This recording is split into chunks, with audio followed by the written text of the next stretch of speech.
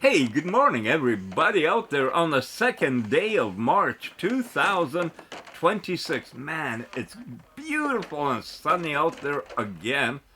What you're watching is from, I don't know, 15, 16 years ago. I was told that the cameras have to go through the x-ray and it's safe. So I figured, well, okay, I'll leave my AX2000 camera on to record what happens when it goes through the x-ray machine. Oh, spoiler alert, not a heck of a lot. You don't see anything. Anyway, a lot of videos from the past. That's on my H hard drive. And I'm going to be focusing on that. Not on the political stuff, the global stuff that's going on. And that's not because I'm not aware of it. I just finished watching Donald Trump's talk this morning, and it was interesting. Let's put it this way. And at the end, Trump always is a talker. He loves to tell stories all the time and take questions. He's not afraid of any questions. He didn't do that today. When his speech was over, he walked away quiet. I checked the news channels, and they were all the same, with their own version of what they see and what they want you to see as they see. Nothing's changed. And that's what I was going to do a video about yesterday. I was going to go out for another drive and a first day of March, film it, and show that nothing's changed, but the world has. AI has completely changed. People don't feel it, don't recognize it, think I'm probably crazy for saying that, but understand, it's changed. In my opinion, and the opinion of many of the developers. That said, the world has changed morally. I think 2026, well, 10 years ago my father passed in 2016. And what has changed? Well, we've had a pandemic since then. That kind of changed and how it evolved everything. We had first Donald Trump presidency. Now we got the second Donald Trump presidency. We got a war breaking out where it started out by decapitating, as it is said, the head of the country that was being attacked, taking out the leader. And he was a cleric.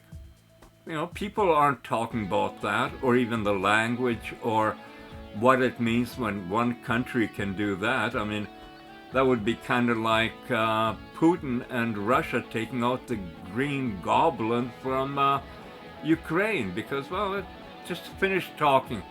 Had enough to say, it's over. We're not talking anymore. Not talking, about the whole issue that it wasn't that long ago when one country invaded another and basically kidnapped its head of state, its leader, its president, and brought him into their country to be put on trial. Is this normal? Is this the new normal we live in? Or how, boats in the Pacific and the Caribbean can be nailed on suspicion. And if there are survivors, well, they're not gonna be. This is a new reality we live in. And it seems very accepted. And I'm not talking about just any one specific country. When Canada says, it supports what has gone on, we're saying we're okay with the breaking of the norms, the values, the law, according to the UN. Like, we're not going to honor that. And that's being said by Prime Minister Carney, who was in Davos at the World Economic Forum and gave that rousing speech. I mean, it shows you politicians are just full of hot air. They say whatever, wherever, just a bunch of crap. I don't need that. I don't think anyone does. And when the media plays up on it, That's what they're doing. They're fanning the flames. And that, you wonder why so many people are having issues, many different kinds. You know, you don't have to look far. So for me, I say no more. I'm not paying attention to it. I'm following it because I want to know what's going on, but I'm not going to fan any flames. I'm going to focus on the beauty of our world, the way that I see it.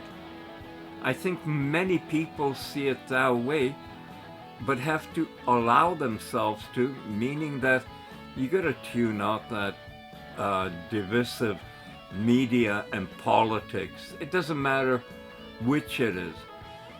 Watch it, analyze it, connect dots, think about what it really means, how it could apply to other things, and walk away from it. At least that's what I'm not walking away from it. I'm going to be driving away from it because today is beautiful and sunny again. And I might go for a short drive. And I say short because, well, the price of fuel is probably going to go up dramatically, and the price of everything. I mean, what has started in the Middle East is going to impact all our pockets. And one final comment. People can't understand why Iran is doing what it's doing. Very simple. It's attacking its neighbors because it's not about the leadership in those countries. It's about the ordinary people. And who will the ordinary people side with in this instance? Think about it. If you're an ordinary Saudi or Kuwaiti, are you going to be standing with your royal heads of state or with the people of Iran, who you see is being hammered by America and Israel? Think about it. It's not rocket science. This is why the Middle East could go up like a match head exploding. And the countries, the heads of state, they're afraid of their own population. They're not afraid of Iran. They're afraid of their own population. And economically, everything that is being used in Iraq or Iran, wherever the hell it is, Iran I should say, that's going to have to be replaced. Think of what it means for the stocks of the military-industrial complex companies. There's some that are trying to win, and there's some that are going to lose, and I'm afraid that general public is in the losing sphere.